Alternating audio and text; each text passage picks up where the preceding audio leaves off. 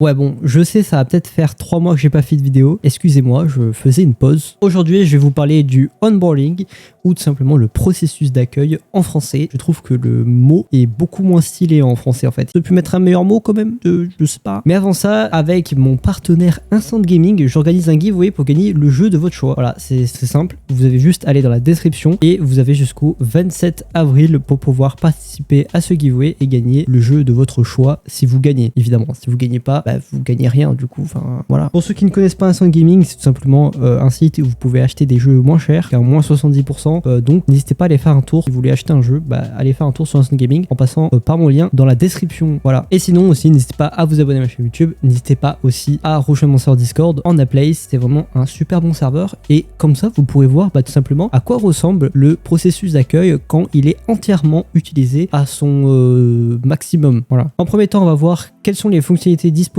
pour l'instant avec cette mise à jour. Et en seconde partie, je vous expliquerai comment on active ça et comment le configurer sur votre serveur. Bon, déjà, nous avons le serveur guide. Serveur guide, ça remplace le channel d'accueil. Maintenant, ils ont remplacé par serveur guide. Donc là-dessus, vous pourrez tout simplement mettre un message comme si c'était un message de vous avec un texte que vous pourrez écrire. Ensuite, à la droite, vous avez le à propos du serveur. Donc là, vous mettez une description du serveur. Vous avez un bouton invite pour inviter tout simplement un membre. Vous pouvez mettre une bannière. Ça met automatiquement le logo du serveur par contre. Et ensuite, vous avez ressources. Ressources, c'est très utile, franchement, je trouve. Parce que ça évite d'avoir 25 channels d'informations auxquels les gens n'ont même pas l'accès de parler et c'est juste des channels qui prennent de la place et c'est juste des informations en fait. Donc autant faire des channels ressources. Donc c'est des channels tout simplement où vous mettez des ressources et donc il y a juste du texte à l'intérieur et je trouve ça tout simplement mieux et ça prendra plus de la place dans la liste des channels à gauche. Ensuite, vous avez accès tout simplement à un auto-roll. Donc fini les bots où vous devez faire un channel, mettre des réactions pour relier le bot avec des rôles et tout. Enfin, c'était un bordel. Là, c'est fait en 20 secondes directement sur Discord et je trouve ça beaucoup plus pratique, beaucoup plus joli et beaucoup plus tout en fait. Je sais pas comment dire.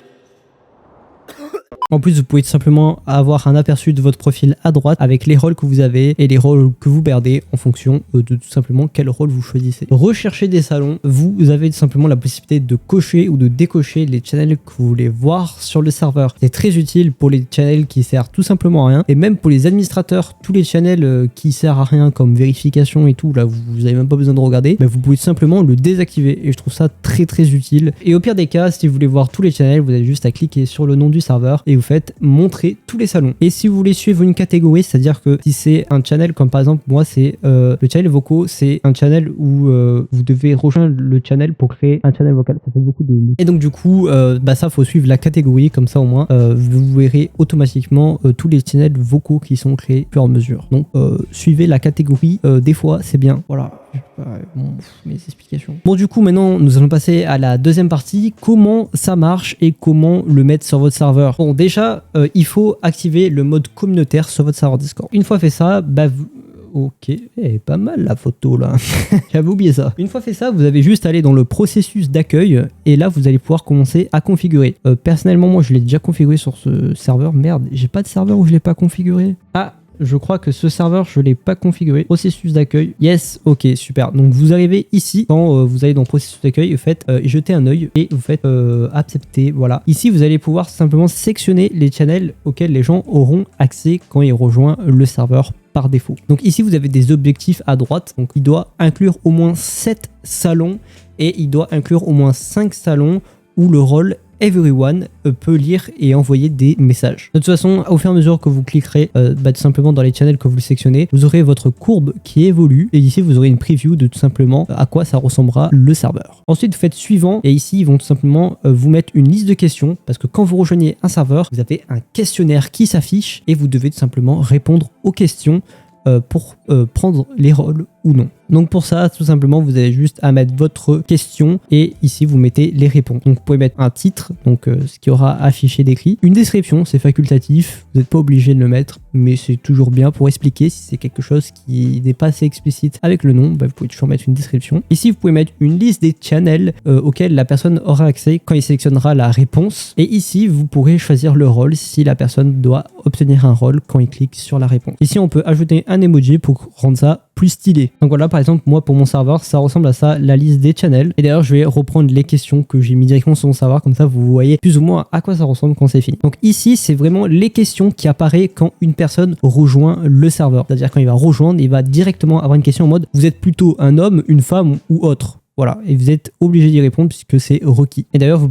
voyez que j'ai décoché autoriser plusieurs réponses pour que tout simplement une personne ne coche pas plusieurs réponses à la fois. Ensuite, vous avez quels sont les genres de jeux que vous jouez. Donc là, c'est tout simplement un système qui a un rapport avec mon serveur auquel les gens sont plus ou moins obligés de sélectionner leur style de jeu. Mais il y a toujours l'option de les jeux, c'est pas pour moi. Et donc du coup, la personne n'a aucun rôle en rapport avec les jeux. J'ai juste mis un channel vocal histoire de mettre une permission parce que vous êtes obligé de mettre une permission. Et ensuite, ici, c'est deux questions facultatives, c'est-à-dire que je n'ai pas coché requis, vous n'êtes pas obligé de les activer. Ça, c'est des questions qui apparaissent quand une personne rejoint le serveur. Ensuite, vous avez des questions complémentaires, c'est les questions qu'il va avoir en plus ici. En gros, quand vous êtes ici, vous pouvez ajouter des questions en plus qui ne s'affichent pas forcément quand quelqu'un rejoint le serveur, mais vous pouvez les afficher uniquement ici. Et au cas où, si vous voulez mettre plus de questions en plus, mais que vous voulez pas non plus harceler le mec qui vient d'arriver. Bon, une fois du coup que vous avez tout simplement rempli tout ça, vous allez pouvoir avoir accès à la dernière catégorie qui s'appelle serveur guide. Donc dans serveur guide, vous pouvez faire plein de choses. Vous avez deux catégories. La catégorie des personnes qui viennent rejoindre et la catégorie des membres. Commencez tout simplement par tout en haut. Ici, nous allons pouvoir du coup configurer tout simplement le message qui s'affiche en haut, un peu comme un message. Vous pouvez choisir la personne qui sera affichée. Donc il faut que la personne ait la permission d'ailleurs de gérer le serveur et de gérer les rôles. Et ensuite, vous pouvez mettre votre message, vous avez jusqu'à 300 caractères. Donc voilà. Et aussi, comme il y a écrit ici,